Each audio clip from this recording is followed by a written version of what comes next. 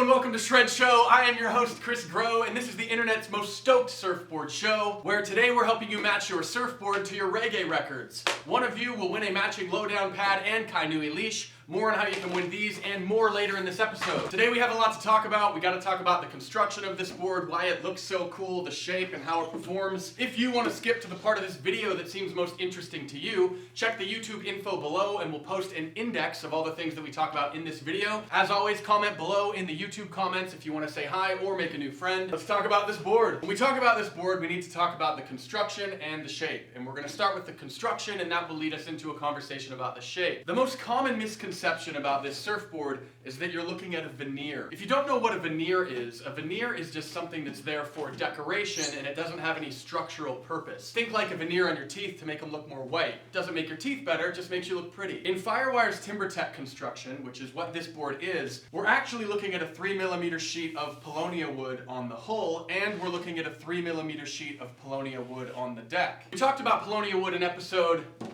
What episode was it? Can't remember what episode, but we'll link it below in the YouTube info. And Paulownia wood is really exciting when it comes to building surfboards because it deals with water better than any of the other woods that are traditionally used to make surfboards. It's also very strong considering how light it is. This surfboard weighs just 7.6 pounds, and that's with wax, traction, and futures controller fins in it. By the way, we are going to talk about those later in this episode too. Furthermore, Paulownia wood is made on plantations, and that means that whenever you cut down wood to make a board like this, you're not destroying the homes of all the magical gnomes who live in an ancient forest. If you want to make sense of what makes Timbertek technology so different than a standard shortboard or surfboard that you might be used to, it's best to first have a very quick discussion on what a normal surfboard is made of. If you don't know what that is, it's just the traditional white fiberglass surfboard that you're used to seeing in a surf shop. First, you shape a piece of foam into the surfboard shape that you want. Then you lay down 2 sheets of 4-ounce fiberglass on the deck, put a laminating layer of resin over that. When that hardens, you then put a hot coat over that,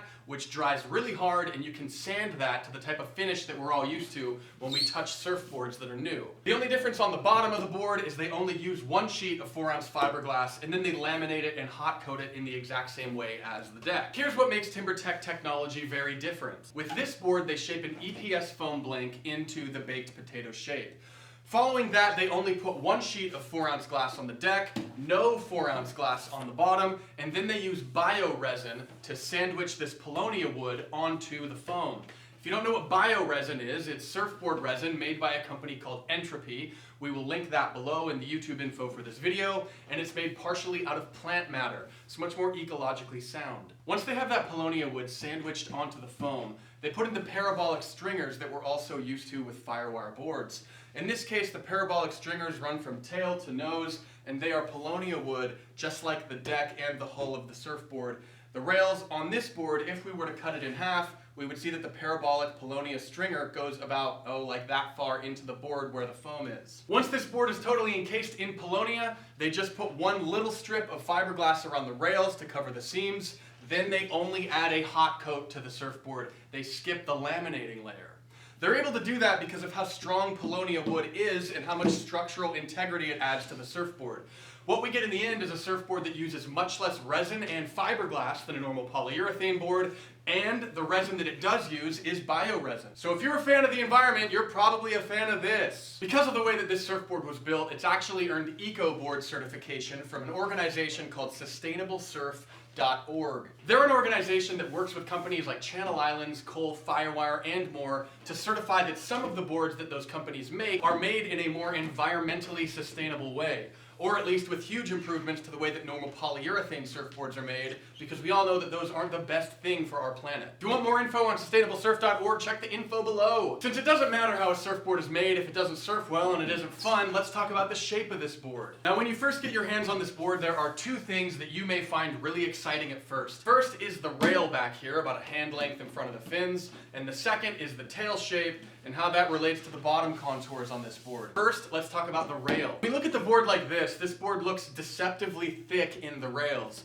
But when you get your hand on this board, right back here in front of the first 2 fins, you can really grasp how thin this rail really is. When we look at the design of this surfboard, we can see that this has a down rail right here. Why does this have a down rail? Because it's a way for us to take volume out of the board as it approaches the rail. Also, when we grab right here, we can feel a very strong concave pardon me, a very extreme concave, a lot of it coming up towards the rails. What happens with this board is with the concave coming out towards the rails and the down rail angling down towards the rails, that creates a very sharp feeling rail right here. It feels much thinner than it looks, and you'll be able to see that once you rub it. The reason that's so interesting is Dan Mann and Firewire have somehow figured out how to put a very shortboard feeling rail into the outline of this board, even though you look at it and it pretty much just looks like a chub. That matters because it will probably make this surfboard surf uncharacteristically like a shortboard, considering how chubby it looks. Feeling the rails further back into the tail, we see that this has this relaxed kind of a rounded diamond tail on it. We know what a diamond tail does. A diamond tail shortens the rail line here. Why? Because if this was a squash tail, we can imagine how the tail would just come straight up like this and then angle over and meet the rail like that, thus increasing the rail line. Also, it gives us a little pin back here for added hold.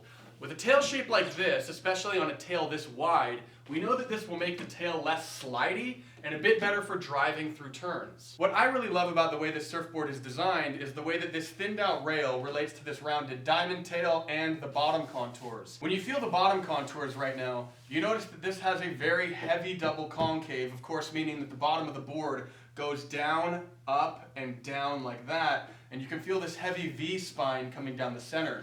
I think that they call that a V-spine because when you feel this, it actually feels like a spinal cord that you'd feel in your friend's back, as if you'd feel your friend's spinal cord. Using a straight edge, we can get a pretty good feel for this double concave. Can you see that at home? Someone tell me in the comments if I'm angling this okay and if you can tell what's going on. What's so interesting to me is how we can run this down and see that the double concave ends all the way out through the rails of the surfboard, but once the rails end and we continue along the hull, we end up with something back here. What is that? V coming all the way back to the pin in the diamond tail back there. That helps the surfboard get rail to rail a bit easier in the back, and it also helps it drive through turns, as we said before. Looking further at the concave on this board, this has a belly up in the nose, or rolled V, depending on what you want to call it. Of course, that means that we have some convex going up in the nose, helps a board that is this wide in the nose get rail to rail easier, also helps displace water as the board is moving forward because of the way that it's going to push water out in either direction. Start seeing signs of the double concave about a third into the board aft, continuing very deep double concave. Looking at the rest of the board really quickly, we can see that this has a very flat deck. Having a flat deck like that means that we can keep a lot of volume heading out to the down rail before it angles down, helps us surf this board a lot shorter than a normal surfboard. What you see when you look at the outline of this surfboard really depends on the type of lens that you look at it through. If you look at this through the lens of your standard shortboard, then this just looks like a shorter, fatter, just a fat shortboard. But if you look at this through the lens of a sweet potato by Firewire, all of a sudden this looks like thinned out, and thinned out, almost like a step-up version of that board for when the waves get a little bit better. If there were only 3 surfboards on the planet, and they were the sweet potato, the baked potato, and the potato Nator, and all the waves on the planet were 1 to 6 feet, this would be your everyday shortboard, where your sweet potato would be your step down for really small waves, and the potato Nator would be when the waves get pretty good. Dimensions on this board are 5'5" by 21 3/4 by 2.5, and it's got 36 liters of volume. Myself and many other surfers have found that when you order really small wave boards or short fat boards like this, it's always smart to go on the high end of your volume range if you know what your volume range is. If you don't know what your volume range is, refer to the Firewire volume calculator. We'll link that up below as well. That should steer you in the right direction. When I first got this board, I waited 3 sessions before I put a trackpad on it. Why? Because I wanted to check out the durability of this deck. About 6 weeks ago, I had a polyurethane surfboard that I really liked a lot, and after 3 sessions, I peeled off all the wax to find not just indentations all over the deck, from the heel of my foot and the ball of my foot and my toes, etc. But I also found that I had broken through the glass in 2 different places on the back of the board. When I took the wax off of this board after 3 sessions, I didn't find any breakage in the deck. I didn't find any indentations from my feet. The deck was just pristine. It was like it had never been surfed, and after rubbing some Goo Gone on it, the board looked brand new. Now let's talk about some fins. The reason that we're going to talk about Futures controllers today is because they're the fins that are most commonly discussed relative to this board, and they're also the first set of fins that we were ever asked about in the Request a Board box at shredshow.com. The Futures controller fins are actually really easy to understand if you just pay attention to what's happening with the logos on the fin.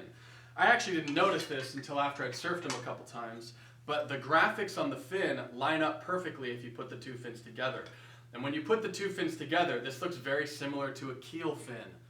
A keel fin is usually a wooden fin that looks like this, and it's used on twin fin surfboards, fish surfboards that have a very deep swallowtail like this, where this part of the board wouldn't be there. Most surfers who like keel fins like them because of the amount of speed that they can generate, and because they have that old school feel when you surf them. Other surfers would say that keel fin surfboards feel a little bit too stiff. When a surfer says that a keel fin feels stiff, what I think he's saying is that the board doesn't have a lot of range when you're pumping up and down the face. It kind of wants to stay within a defined area as you're pumping it. You can't go all the way up the face and all the way down the face in any sort of quick nature. Your moves are more drawn out and the board is less responsive. But it's such a fast, unique feeling surfing a twin keel surfboard that many surfers still do it. The interesting thing about breaking up a keel fin into two separate fins is it alleviates a problem that some surfers would say that keel fins have. According to many people, when a surfboard fin base is long, it creates more turbulence in the water as the water passes along the base. What that means is that with a shorter base fin, there is less turbulence in the water as it passes across the base of the fin.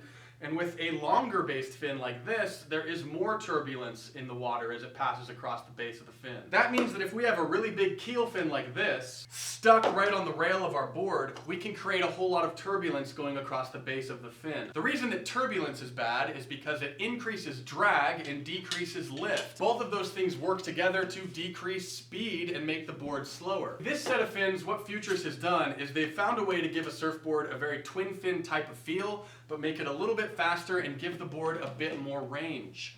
When I've surfed this board with the Futures controller fins, what I feel is a very fast sensation down the line where I can pump quickly, the board is still responsive, it's stiffer than a normal quad setup, but it's more responsive and has more range than a normal twin fin keel setup. I think that using these fins on this board is pushing it a little bit because this type of fin setup is usually best for surfboards with a really wide tail and with a swallowtail like this. The Sweet Potato is wider, and a lot of people surf the Futures controller fins in that board, but with this board, a lot of surfers like to mix it up, most commonly doing things like using the rear trailers like this, and then putting a smaller fin in the front leading quad position. Something like the Merrick AMT twin fin, which is a fin with a shorter base and more depth. Shred Nation, it is time for you to get hooked up. Get on Instagram and upload a photo of any of your surfboards, with traction, without traction, whatever, and hashtag that GripMyShredStick.